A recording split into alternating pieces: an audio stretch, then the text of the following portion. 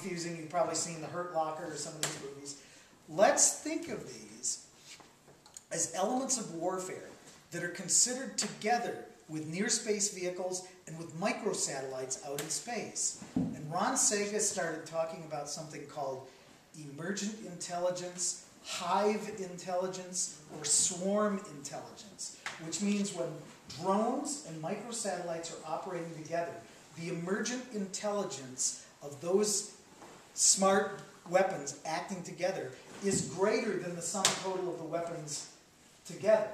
But of course, what does emergent intelligence mean after you have given the drone the autonomy to decide when to assassinate a particular individual?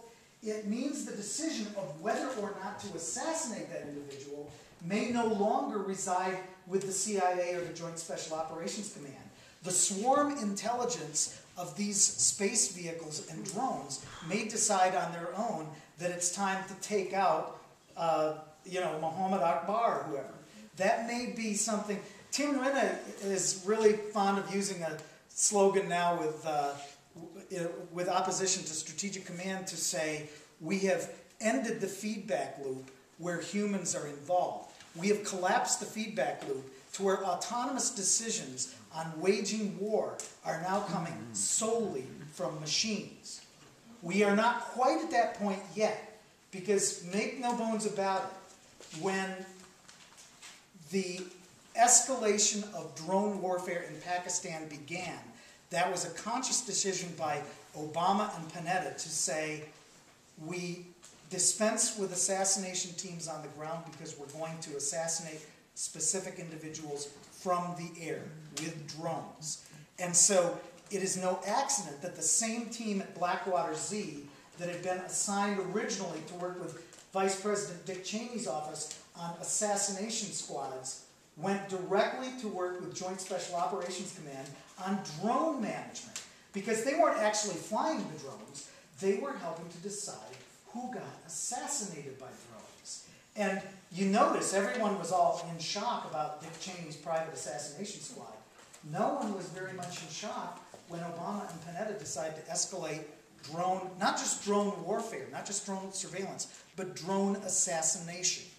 So this is the kind of beast in the future that we're going to be opposed against. And the thing to keep in mind, I'm just going to leave you with this as kind of a teaser. Right now we have to remember at every moment how the Obama administration is kind of, well, those of us who are activists always expected to be, quote unquote, betrayed. Because Obama and Clinton both were from that centrist wing of the Democratic Party that, always wanted a continuation of warfare. So we shouldn't be too surprised about any of this. They're basically continuing a lot of the same policies of George Bush. But what we have to think about for the future, and Dave Webb and I have just finished an article on this for the next Peace Review, that's going to be a real complex thing to think about in the future, is that even if we assume the waning power of the U.S. government, and even if we assume that we move to a more multilateral world, the lessons of the Non-Proliferation Treaty should tell us that multilateralism in and of itself won't stop first strike warfare, because once you decide to set rules of the road for space, for nukes, for whatever, it implies enforcement. And once you have enforcement, you need a sheriff on the block. And unless everyone in the community agrees on the rules of enforcement, one time or another, there's going to be a sheriff that decides when to send that drone over there. So merely having the United States away from its position of total wielding power may not mean the end of unfair use of space technology. So this is just the thing to say, your struggle is our struggle is lifelong, and will not end as the U.S. falls into decline and China rises, and even assuming we come to a multilateral world, which we can only hope and pray for. But that is only step one. So that's all I'm going to say.